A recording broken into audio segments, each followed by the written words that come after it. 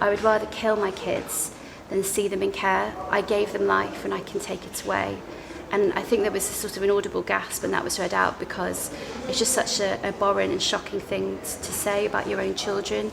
It perhaps gives some insight into why she did what she did, though. We heard some of their victim impact statements about how they feel about themselves, and in a heartbreaking sort of revelation from one of the eldest surviving children, they described how they're concerned they might grow up to be a murderer themselves, which is such an incredible and horrible burden for a young child to have to be carrying, in addition to everything else they've already been through.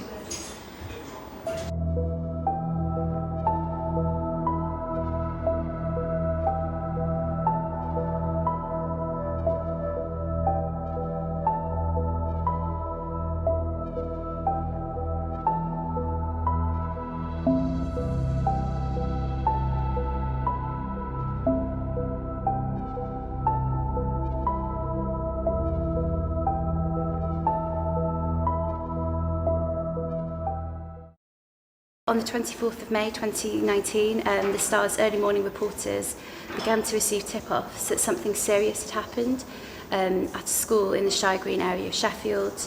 When we got to the scene, and we found that an air ambulance had landed in the school field. I think it was possibly the only big plot of land in the area, and that a house on Greg House Road in Shire Green had been cordoned off. It's quite normal that you'll receive tip-offs but not really have any idea of what's happened in an area. You just go as a journalist and you try and find out. And the reality of what had happened was far worse than we could ever have imagined. Sadly, we were later to learn that 14-year-old Blake Barrass and 13-year-old Tristan Barrass had been murdered. Subsequently, their parents, Sarah Barrass and Brandon Machin, pleaded guilty to not only murdering Blake and Tristan, but to conspiring to kill their other 4 children during a nightmarish incident that took place over the 23rd and 24th of May 2019. I was the court reporter. I was one of several members of press, including many national members of press, in court when Sarah Barrass and Brandon Machin were sentenced, and what we were told was that essentially the pair hatched a plot to kill all 6 of the children, and they also intended to then kill themselves.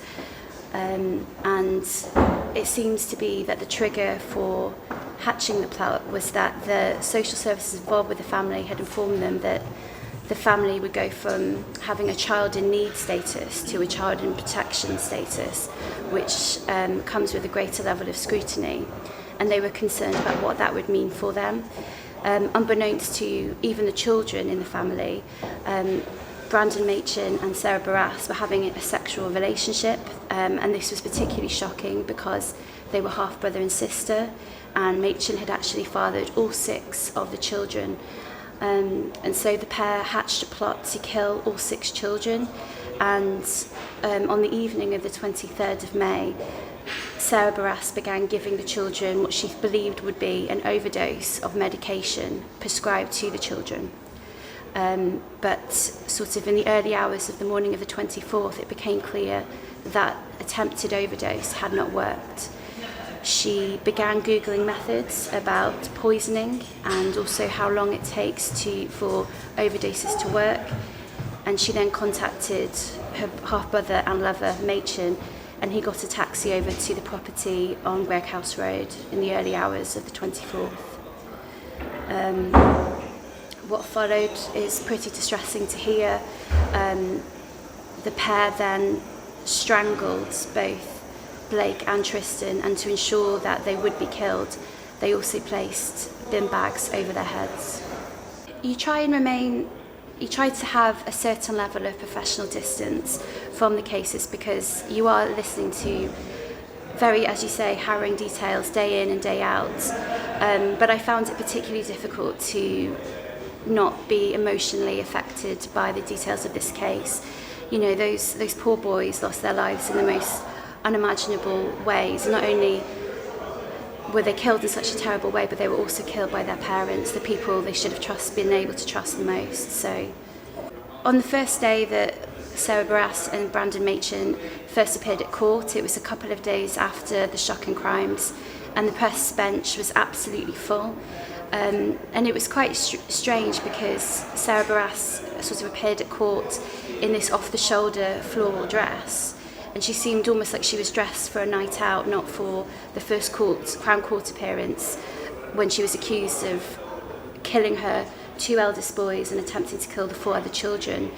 And we couldn't report it at the time because there were certain rules that applied to hearings, but she shouted something along the lines of, "I didn't kill my boys, I love them." And so we kind of expected that there'd be a trial. And so it was quite a surprise when a couple of months later, both she and Machin pleaded guilty to all charges they faced. And so on the day of sentencing, not only was the press bench completely packed with members of the press having to sit in the jury box, but the public gallery, which was above the court, so you had people sort of looking down on the 2 defendants, was completely full, and it felt very, very tense. And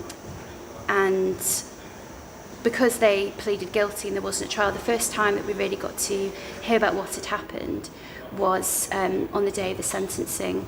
And the prosecuting barrister on that day was a lady called Carmeli, now King's Counsel. She was Queen's Counsel at the time.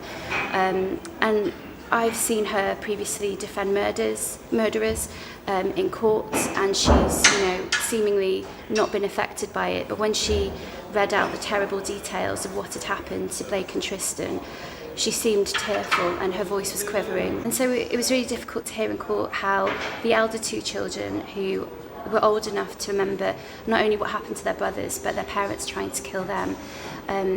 We heard some of their victim impact statements about how they feel about themselves, and in a heartbreaking sort of revelation from one of the eldest surviving children, they described how they're concerned they might grow up to be a murderer themselves, which is such an incredible and horrible burden for a young child to have to be carrying, in addition to everything else they've already been through.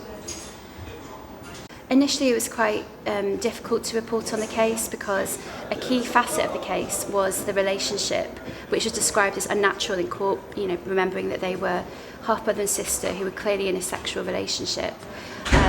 And there was also a reporting restriction on the case which prohibited all members of the media from reporting on the relationship between the 2, and we felt, the Star and other members of the press felt, that it was a key component to understanding exactly why they hatched that murderous plan. And so the Star, along with other members of the press, submitted an application for that reporting restriction to be lifted, and it was lifted after the pair were sentenced. And so up until that point, you had to report on things in quite a restricted way. We feel that we were glad that Mr. Justice Goss in the end decided that it was necessary to remove that reporting restriction, because we felt it, those 2 boys deserved to have exactly what happened and why it happened put into the public domain with accurate reporting. Yeah, there's one particular quote from Sarah Barrass which she said to her brother and lover Brandon the night that the murderous plot was enacted. She said to him, "I would rather kill my kids than see them in care. I gave them life and I can take it away." And I think there was sort of an audible gasp when that was read out, because it's just such a abhorrent and shocking thing to say about your own children. It perhaps gives some insight into why she did what she did, though. Blake and Tristan's funeral was attended by hundreds of mourners, huge turnout, and Blake and Tristan were known for being fanatical about cars and motorbikes, and so local riders in the area were asked to take part in a cortege, and there were 300 motorbikes that took part in it, which is an incredible turnout, and I think it's representative of the Sheffield community spirit. And in addition to the 300 motorbike, there was also 2 Lamborghinis, so obviously it's the most tragic of circumstances, but Sheffield has really helped to give Blake and Tristan the send-off that they deserved. As you can see behind me, the property is no longer standing. It was demolished in February 2021. I think it's a sign of respect to Blake and Tristan. The decision was made by the Sanctuary Group, who leased the house to Sarah Barrass. And a memorial tree has been planted, and a garden's been left here where people can come and remember Blake and Tristan and pay their respects to them. As a seasoned court reporter, I'm fairly used to dealing with difficult, sometimes gruesome cases, but this is definitely one that sticks in my mind. It was so heartbreaking to hear the details of it, and obviously, sometimes you hear a lot more detail than you'd ever want to put in a family newspaper, and some of the graphic details, they were hard to hear, but in cases like this, it's important that the public see that justice is done, and so that's why we do it. And how do you feel being here at the spot where the two boys were killed? This is actually the first time that I've been here, because I wasn't working on the day that it happened, and it's hard to imagine the horrendous suffering that those two poor boys must have endured at this property. So it's quite emotional to be here today. I think Sheffield was left in shock for months, if not years. It's hard to come to terms with the fact that these two little boys lost their lives in such a horrible way, but then for it to be revealed that it was at the hands of their own parents, that's it's tragic and heartbreaking, and I think it will stay with Sheffield for a long time.